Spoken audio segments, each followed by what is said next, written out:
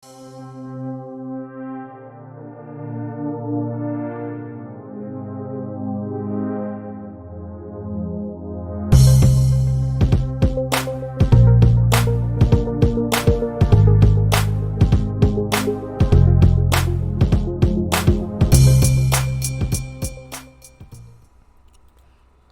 and welcome back to the channel. Well, we are in that season again where wildfires are starting to show their faces. There is a wildfire that is growing in New Mexico, but in California it is destroying mansions. That's where I wanted to kind of focus some of my attention on, right there where it says California fire destroys mansions. Now we see that these wildfires are starting to happen every year, and we have shown a map on our other ministry channel where they are intensifying all around the world.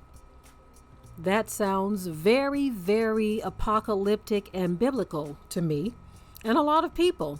As a matter of fact, a lot of people are drawing that line of correlation between biblical prophecy and what is actually happening, what we're actually witnessing and seeing right before our eyes. Now, I'm going to get back to the mansion thing, but I just wanted to point out that they are also experiencing some terrible, terrible droughts, and these droughts are getting worse and worse every year. Now, the article goes on to say that the largest wildfire in the U.S. was spreading towards mountain resort towns in northern New Mexico, prompting officials to issue another set of warnings for more people to evacuate, to get out of there. Meanwhile, a wildfire that erupted Wednesday afternoon in coastal Southern California raced through coastal bluffs of multi-million-dollar mansions, burning at least 20 homes, fire officials said. It says the flames were fanned by gusty ocean winds, but they were dying down Wednesday night. No injuries were reported, but several streets were ordered evacuated. Now, I thought it was very interesting how they wanted to point out that it was burning down or destroying mansions. It seems like there's a lot of focus and emphasis put on something when it's considered high value, something that is considered worth something to people who have deep pockets. It's almost as if unconsciously people think something is a lot more important if it's a rich person, a millionaire, a billionaire who is losing something. So to put the emphasis on destroying mansions, it's almost like an unconscious thing where people put more value to you as a person when you have more money. Now, that's not how the value system should work technically, but that's what we see throughout society. Not just with wildfires, but in general. You get moved to the front of the line or treated much better if you live in a mansion, or if you have more money than that person who lives in the ghetto, or who lives in the slums, or who's just poor in general. You get more recognition and more concern, even more help, when you are a person who have deep pockets and a lot of money. Now, I do find it interesting that these types of occurrences seem to happen more and more in these areas where people have money. Now, of course, disasters are happening all over the place. You have tornadoes that are touching down in Tornado Alley, affecting both the rich and the poor.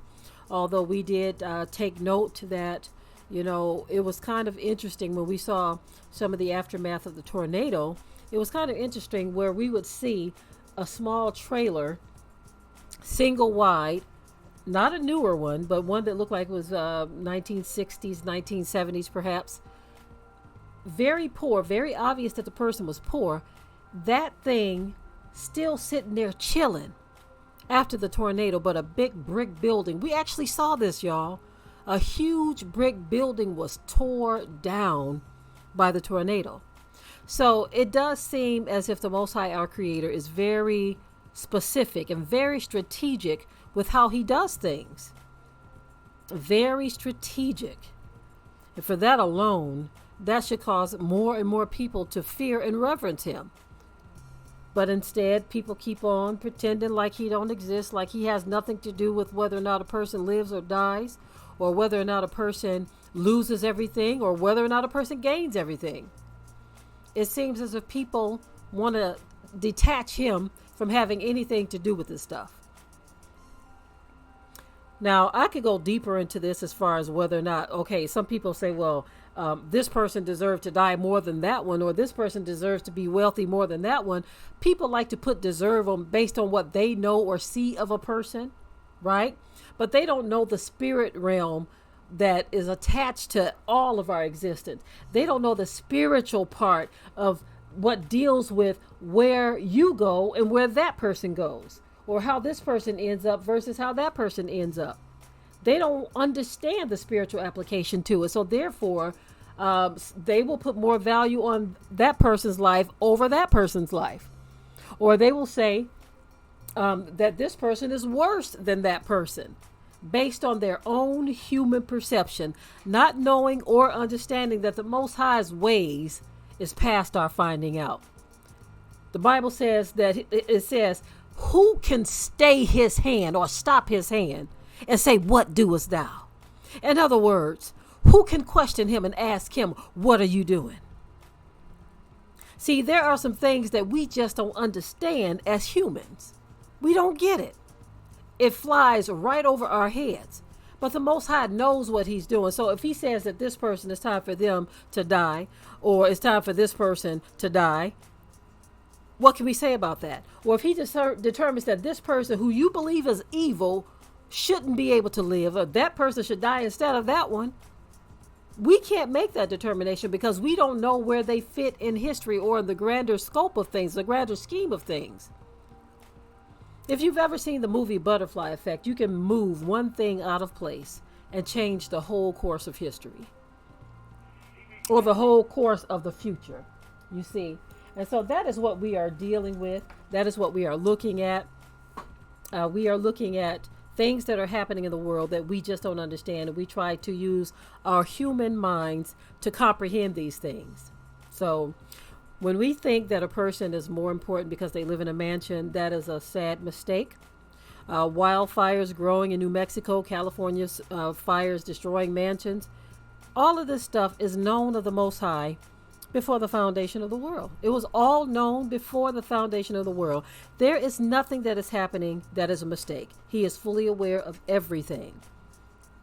Everything. He wouldn't be God, as the world calls him, if he didn't know. So anyway, that is my report on this story. In the comment section below, be sure to share your thoughts. But until next time, I am out.